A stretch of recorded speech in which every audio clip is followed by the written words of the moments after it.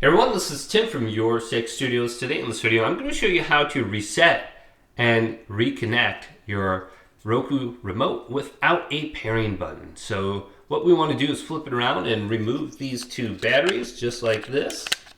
Then let's go back over to the Roku and we want to unplug it from the wall outlet.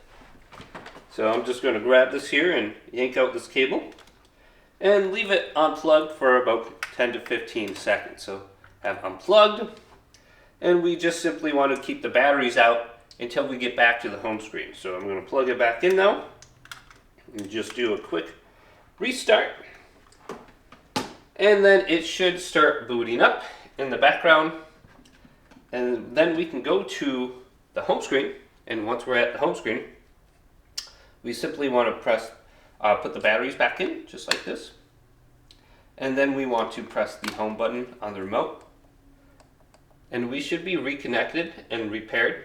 Now if we still need to connect to the Roku, hold down the back button and the home button, and you're going to notice a little green light is going to blink on the remote.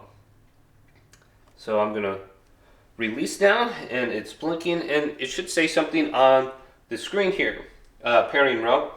You might need to get closer to the Roku device and just make sure it's a clear signal, and that should pop up on the screen if you're not reconnected yet, and you should be good to go. It says pairing remote.